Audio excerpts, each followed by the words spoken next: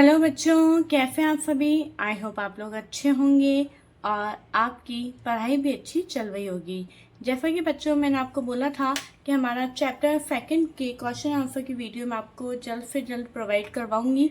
तो आज मैं आपको क्लास 6 के साइंस सब्जेक्ट के चैप्टर सेकंड, जिसका नाम है सॉर्टिंग मटेरियल्स इनटू ग्रुप्स, इसकी हम क्वेश्चन आंसर जो कि लास्ट एनसीईआरटी आपके टेक्स्ट बुक क्वेश्चन है वो मैं आपको यहाँ पे प्रोवाइड करवाने जा रही हूँ। ओके, तो फर्स्ट क्वेश्चन हम देखते हैं।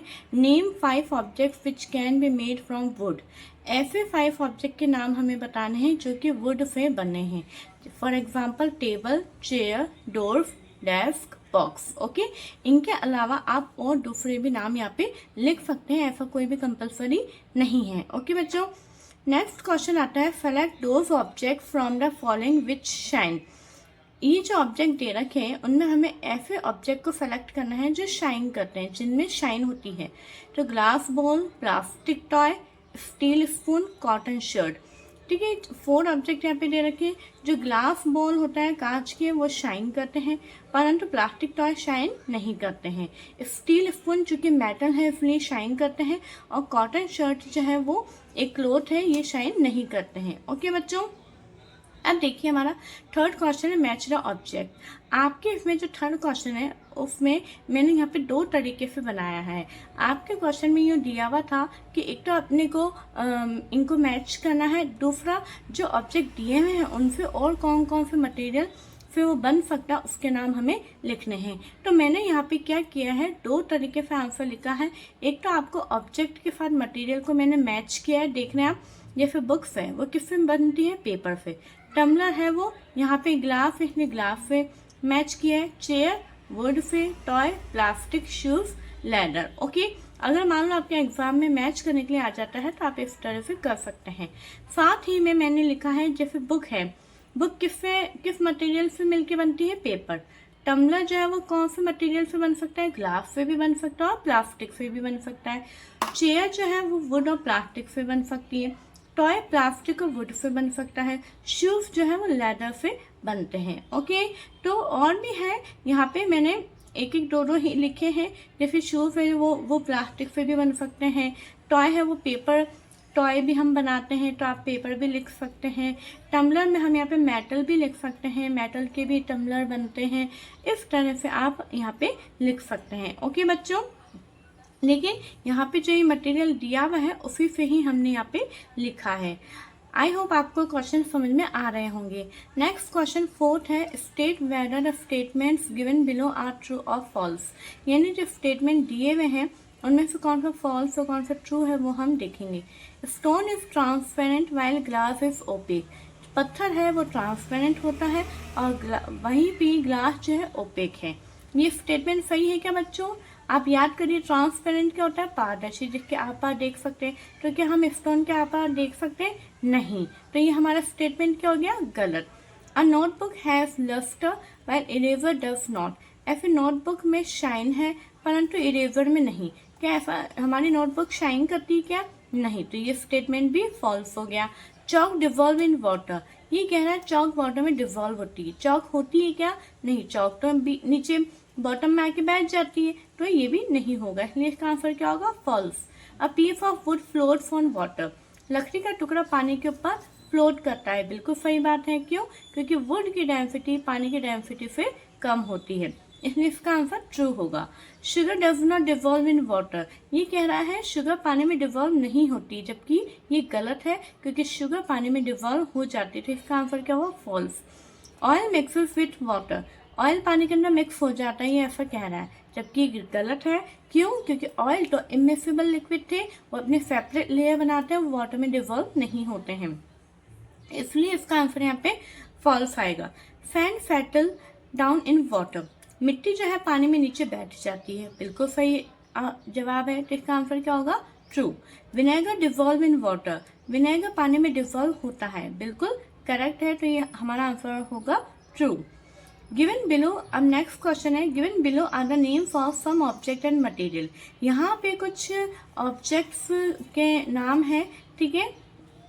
अब उसमें हमें क्या करना है, इसमें हमें इनको ग्रुप में अलग अलग क्लासीफाई करना है। जैसे राउंड शेप के कौन से हैं, अदर शेप के कौन से हैं, ईटेबल्स कौन से हैं, नॉन ईटेबल कौन से हैं। तो देखिए राउंड शेप्ड के कौन से हैं बच्चों, राउंड शेप में जैसे कि आप देख पा रहे हैं कि बास्केटबॉल, ऑरेंज, ग्लोब, ठीक है, एप्पल, अर्थन, पिक्चर। ओके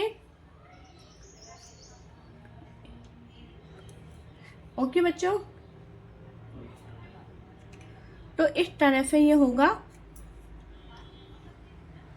हाँ, अब देखिए बच्चों, अब है other shape. Other shape water, sugar. Eatable Finney जो खाने योग्य हैं, वाटर, ऑरेंज, शुगर, एप्पल, ये सब क्या है, खाने योग्य हैं।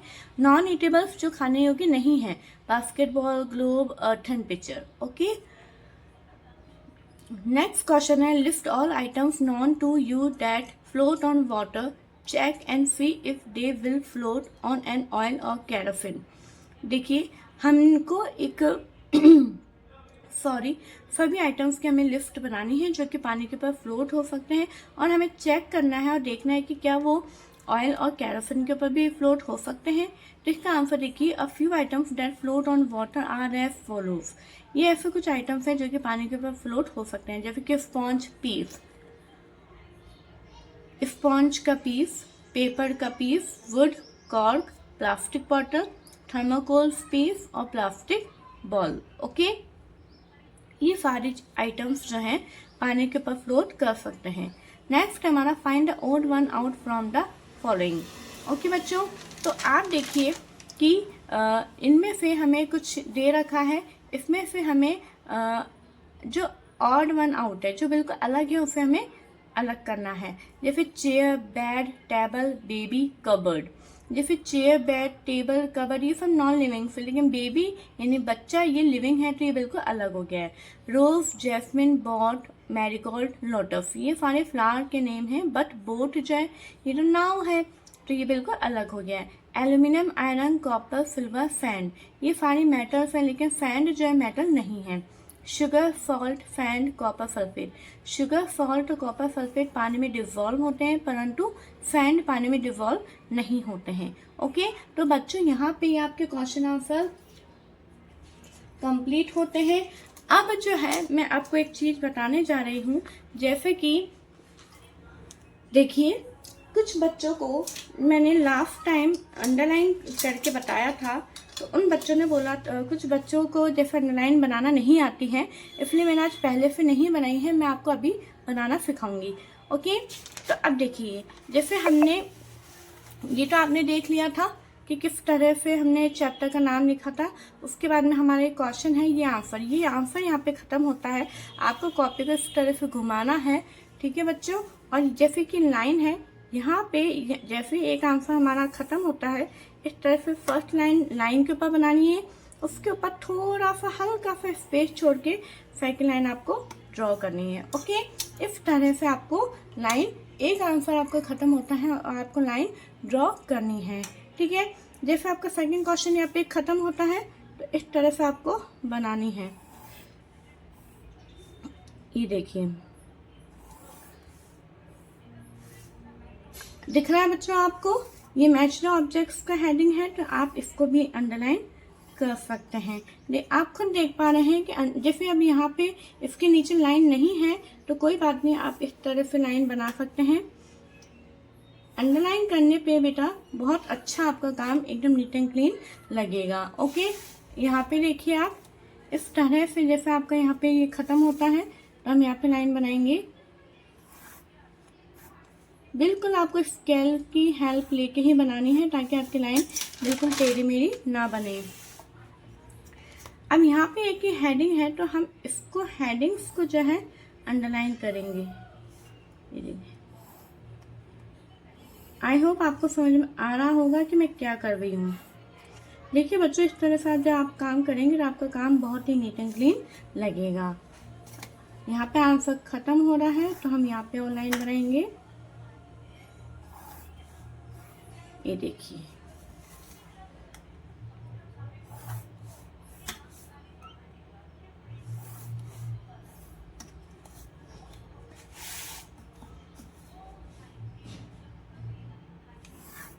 यहाँ पे हमारा चैप्टर एंड होता है, एंड में भी हमें लाइन बनानी है। ये लाइन ही अपने आप में एंड पोजीशन है, आपको यहाँ पे एंड वगैरह नहीं लिखने की ज़रूरत नहीं है। अब आप देखिए, पहले लाइन हमने नहीं बनाई थी तब काम कैसा लग रहा था, अब ये लाइन बनाने के बाद काम कैसा लग रहा है, कितना अच्छा और सुंदर आपका वर्क लग रहा है ना।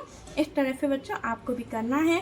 अगर आपको ये वीडियो अच्छी लगी है तो आप लाइक, शेयर और सब्सक्राइब कीजिए। Okay, thank you so much.